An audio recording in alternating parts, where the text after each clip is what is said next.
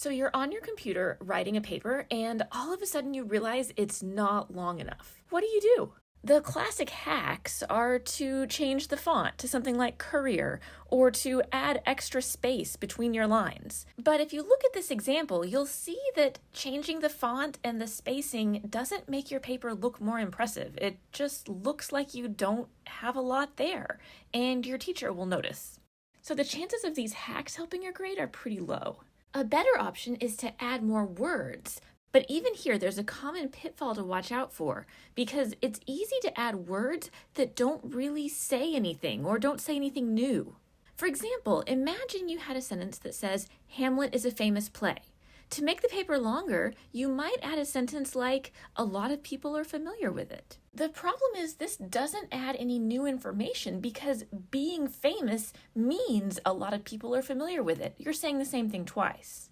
When you unnecessarily repeat yourself, it's kind of like getting a gift basket where there's a few nice things on top, but a lot of shredded paper or other filler underneath. You quickly realize that most of the gift basket doesn't actually have gifts in it. What we want to go for is a gift basket that's full of gifts, or in our case, a paper that's full of information. Let's look at how to do this. There are two basic approaches. One is at a big picture structural level, and one is at more of a sentence or paragraph level. Let's talk about the structural big picture level first. In this approach, think about your paper in major chunks, kind of like an outline. You've got your introduction with a thesis statement, you've got a certain number of points, and a conclusion. So we're going to keep this outline in mind as we ask ourselves 3 questions. First, ask, can I split one of my existing points in 2? For example, imagine your argument is that the government should not adopt a certain educational policy, and then you have one point saying it would damage student outcomes and another paragraph saying it would burden teachers. Imagine you notice you have a lot more to say about student outcomes, so that maybe you could even break that up, saying that it harms older students in one section and then another section saying it harms younger students. Or perhaps you want to say that it harms students in general, but then add a more detailed section on a way it specifically harms students from a certain demographic. Splitting a point into 2 sections is automatically going to add a bit of length because you'll need to add a new topic sentence for your additional section. You may also notice more places. You could add additional examples or more explanation. The next question you could ask yourself is, can I add another supporting point? So instead of breaking off a point from your existing argument, maybe you want to talk about something you haven't touched on before at all. So in this example, maybe we want to argue that this policy would cost too much money. By adding an entirely new point, we're adding both length and information. Third, you could ask yourself, could I address an opposing point or counter-argument? By describing possible objections to your main claim and then explaining why your claim is still valid despite these objections, you can strengthen your argument, discuss new information, and make your paper longer all at the same time. So in this example, there might be an opposing argument that says you should adopt this policy because some studies support it.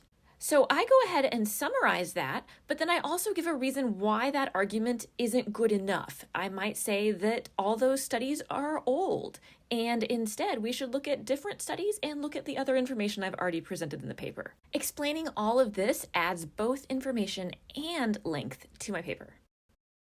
Now let's look at how to make things longer at the sentence or paragraph level. The first question to ask is, can I add evidence to a point to help support it more fully? To see what I mean here, let's look at this brief example that's taken from an imaginary paper about Hamlet by Shakespeare and Hamlet's famous speech in Act 3, where he says to be or not to be. So imagine I've already written, rather than coming directly to a conclusion, Hamlet's words and ideas circle back and forth as he explores various aspects of his primary question, to be or not to be.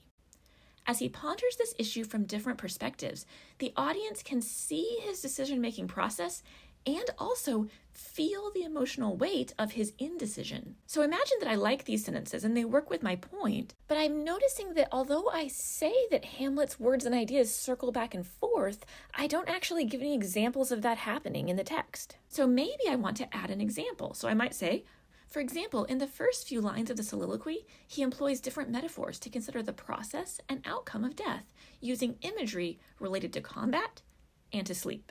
So here I've added a whole new example, a decent amount of information, and I've complemented the information I was already talking about in the existing paragraph. The second question to ask yourself at the sentence or paragraph level is, can I add explanation?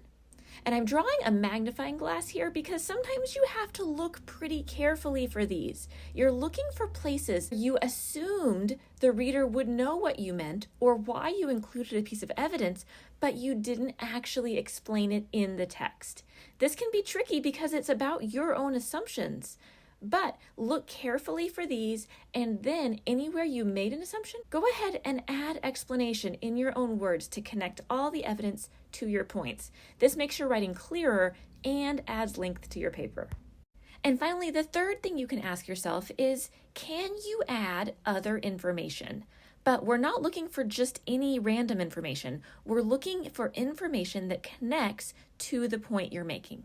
So let's look at some examples of this in practice. Let's imagine we have a sentence in this paper about Hamlet that says, at the beginning of Act 3, Hamlet is upset. I want to make this sentence longer. If I changed it to, at the beginning of Act 3, Hamlet is really upset, the word really makes the sentence a bit longer, but it doesn't really add more information. It's more like that fluff at the bottom of your gift basket. Let's see if we can do better. What if I changed it to, at the beginning of Act 3, Hamlet is distraught and angry? Adding this detailed information about the specific emotions he's feeling is really helpful. Now, what if I added, at the beginning of Act 3, which is halfway through the play, Hamlet is upset? This does add information, but unless I need to point out to my reader when this happens during the play, then this information won't really help my point. And in most cases, it's also unnecessary because readers don't need help figuring out where Act 3 is. Let's look at one more example. Maybe there's a sentence in the introduction to this paper, and it says, Hamlet is a well-known drama. Let's see if we can make this longer. Because this sentence is in the introduction, saying the name of the author is appropriate. So we could add a word there and just say, Shakespeare's Hamlet is a well-known drama. But let's go one step further. Maybe instead of saying it's well-known, we can give a more detailed sense of just how well-known it is.